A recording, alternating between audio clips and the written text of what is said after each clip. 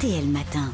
On n'est pas forcément d'accord. Bonjour Éric Zemmour. Bonjour. Vous revenez ce matin sur cette phrase de Manuel Valls après l'attentat de Saint-Quentin-Fallavier.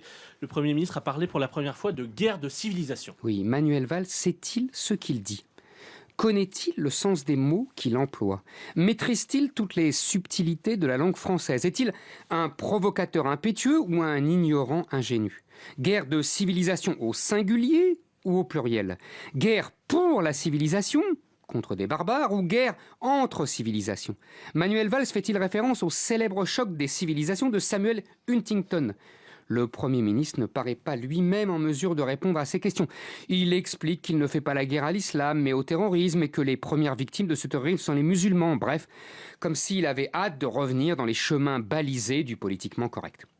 François Hollande, Julien Dray, Jean-Christophe Cambadélis l'y aident comme on soutient un ami qui a trop bu. Lui rappelle la version officielle. Le meurtrier de l'Isère est un barbare, un fanatique, un malade mental, un loup solitaire qui envoie un selfie à un correspondant de Daesh. Un perdant radical, perdant de l'époque, de la modernité, de la mondialisation.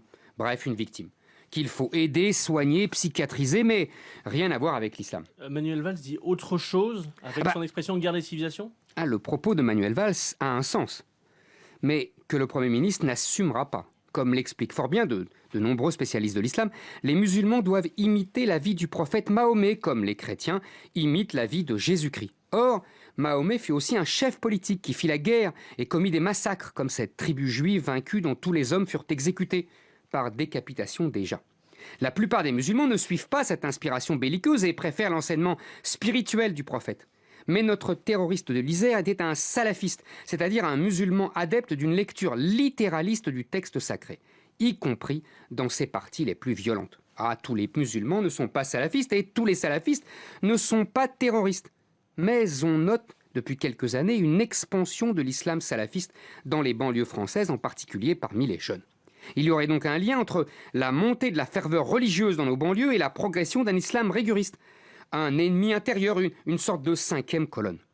Valls voudra-t-il les conséquences des causes qu'il dénonce ?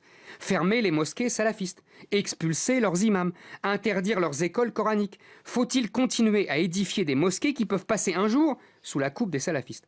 Faut-il se méfier des salafistes dans la vie quotidienne ?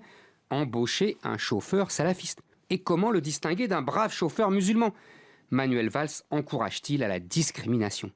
Et que dire aux musulmans qui pensent que le Coran est un bloc ? Dans une république démocratique et laïque, ce n'est pas à l'État de trier le bon grain de livret d'un texte sacré. Napoléon le fit pour les Juifs, mais Napoléon n'était ni républicain, ni démocrate, ni laïque. Le plus grand pays salafiste du monde s'appelle l'Arabie Saoudite. C'est l'ami de la France et un de ses clients les plus fidèles.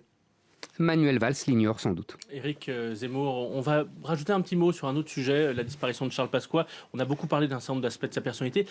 C'était aussi l'homme du non à Maastricht en 92, une grande figure du souverainisme. Oui, c'était, vous savez, une grande figure de l'indépendance de la France, du gaullisme, et donc il a pris la tête de la campagne pour le non à Maastricht. Je m'en souviens très bien, j'étais journaliste politique à l'époque au Quotidien de Paris, et je suivais tout le temps cette campagne où il y avait Séguin, Pasqua, Villiers, Chevènement, Le Pen qui étaient les héros du non et qui ont fait une campagne assez extraordinaire puisqu'ils sont allés mourir à 49,5%.